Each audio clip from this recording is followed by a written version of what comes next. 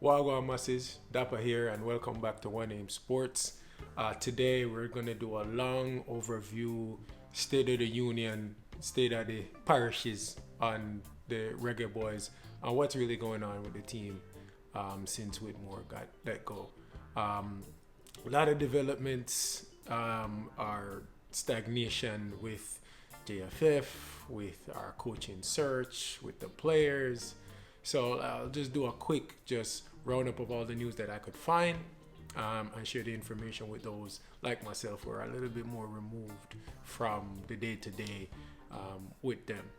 If you like what you hear, please remember to like, comment, and share. WhatsApp, Facebook, IG, wherever you share your news. But without further ado, we're gonna get right into it. All right, first things first, we're going to start with the latest news and work backwards. So over the last couple weeks in August, Jamaica, well, the Reggae Boyz had a mini tournament in Austria with three countries that are playing in the World Cup as part of their warm-up. It was supposed to be Ghana, Morocco, and Qatar. Ghana, for certain reasons, they weren't able to make the trip. They were going to be late, so that game was canceled. We then ended up playing Morocco, who handed us on a platter. Those three love there.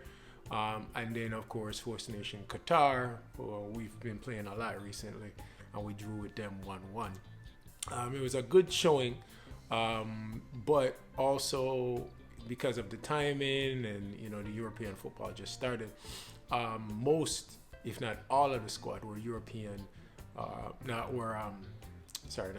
we're not European based, we're local or MLS based players. So good for the experience right now, but it would be good to see that we could put our best foot forward. It's not a good look, us getting all them little beatings all over the place to all these sides. But it's understandable under the situation. Going forward though, it's something to keep your eye on when we do have these international breaks. These same European ballers that were quick to jump when they thought we had a chance of making the World Cup, will they be willing to have these friendlies with us and play in these qualifiers and build that camaraderie through the mud? It's something I always questions with these European ballers. We build chemistry through the struggle of our local based players, our players that just made the transition. And then when it comes time for the tournament, all of that chemistry dash away because we're bringing all these European ballers in who don't know our style of play, and it's almost as if you're starting over from scratch every single time. So as I said, all of these ballers like a Pinnock, Antonio, and all of them. Let's see what happens when next year turns around and there's no major tournaments, it's just friendlies and stuff. Will they be stepping up in droves the same way they did? Speaking of European-based players, but in this instance, coach, this is another big thing. We had the drama with JFF and resignations and call to actions and the embarrassment of our travel arrangements, which trickled down to the Reggae girls, but I'll save that for another video. Our coaching situation right now is still really puzzling. Paul Hall is still currently our interim coach. He's in negotiations with JFF, which we are going to pick the cheapest, easiest way around actual development. And for the little mini tournament that we had, it was Marin Gordon, who I'm not very familiar with, but he was the coach for that tournament. Paul Hall had commitments for his actual job that he's getting paid for, which is being the under 23 coach for QPR. So he wasn't able to, accompany the players for the tournament. But it's just part of that. Right now we should be building the foundations and do what we need to do to secure a better chance of us making the World Cup in 2026. That one will be in the CONCACAF area. That's Canada, US, and Mexico. that'll be a lovely chance for us to build something for move forward. That's 3 countries that I think, I'm not sure, that automatically qualify. So how many spots will anybody else from CONCACAF have? There's supposed to be changes to the format. There's just a lot going on, but it would be really nice to see we settle on a coach. No, but we have that drama with JFF, and they're in this archaic, old school way of thinking, of spending, of doing what they want, and the players and the coaching just have to deal with it. Don't worry about the money that we get in. It's just we get the money and we give on some, and don't worry about what happened to the rest of it. A local schoolboy, I think, can't work like that no more. Everything modernized, everything has a trail. We need to know, hey, we got this amount from CONCACAF, we got this amount from FIFA to do this. These are the expenses. Like, everything have money trained nowadays. Everything is digitalized. So JFF just needs to break it. I hope it happens this year. But as long as them older heads in the positions of power, it's just never going to change. And them holding on is what's holding us back. On a more positive, well, not really positive, depending on how you look at it, we have a new sponsorship with Adidas that begins in January. You can see the jersey.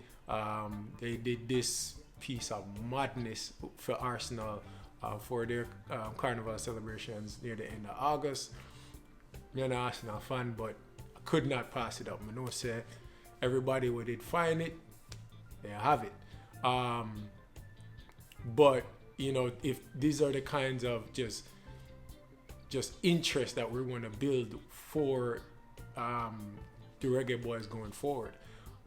We have a little bit more of an eye on us now that Adidas is doing our kits.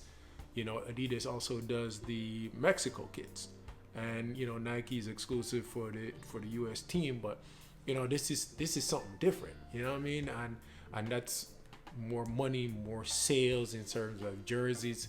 We're actually gonna have now, hopefully, a consistent way of getting jerseys into the hands of our fans. Our fans are global. We have the best combination of colors in our jersey. It's recognizable anywhere, but it was so impossible. I remember maybe a year and a half ago, 2 years ago, to get the jerseys. We had to go through the JFF site, and it's only in Jamaican dollars, and know about the shipping. And no, Adidas take it over. So there's a different way that it's going to run. But where's the money going? And that's always the worry. We don't know what JFF is going to do with it. But hopefully it avoids any more embarrassment of players not getting their bags and, hotel accommodations, and man, if you pay for them on a plane and all that stuff. That can't be what we're doing to our players. The heroes of the footballing nation, and then expect them to go out there and win every match. It can't work like that. Like, it's bad enough you're not paying them on them, but you're not making the arrangements you're supposed to either. Like, JFF just from bad to worse to worse. But enough of that. Just on a more positive ending to everything, just a quick update on some of our players. Blake is tremendous again. One of the best in MLS, and he's gonna consistently be. Wish he had, found a way to make that transfer over to Europe a couple years back, but we had a different FIFA ranking system. But here's what it is. 2 players that did move. Kahim Paris, he moved to Dynamo Kiev. Don't ask me how that worked. Country's still in war, but then some of them play in Champions League, some of them in Europe. So I'm not really sure. It is a big club though, so best of luck to Kahim. There was a situation with Junior Fleming. He had what looked like a great opportunity to move over to Toulouse in the French league, but I guess he is out of form. Don't know if he had some bad blood with the coaching or whatever, but he got demoted to their B squad, and no, he's not training with the first team. So I wish him a swift recovery on that. It'd be good to have some representation there in the French League One, Ligue 1 Uber Eats. Other than that, we have Bobby Reed is now back in the Prem. He is a starter for Fulham who, finally are getting goals from Mitrovic. So, maybe he can get some involvement himself there, but, nice to see him playing. Pinnock, I didn't look, which is my fault, but I don't know if he's injured, but he hasn't really been playing. Brentford have, though, been in good form, so hopefully, he can get back on the field for them. And lastly, Mr. Bailey, after a very, very, tough and injury-riddled first season in the Prem, he had a really, really good preseason for Aston Villa, the brightest spark that they had. And starting the season, there were assurances from Gerrard that he would be getting game. It didn't look like it because of the system that Aston Villa likes to play, but over the last couple of games, he has been starting to play more. And the very last game they played, was against Man City.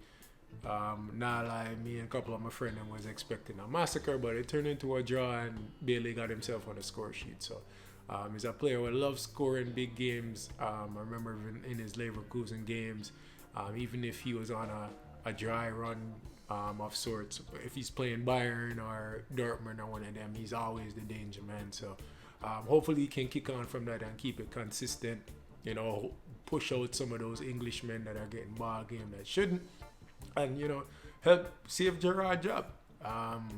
Not that I care for Gerrard, but hey, Gerrard playing you, if you can get on the score sheet and look good, it's all the best for you. If there's anything else that I'm missing, please drop it in the comment section below.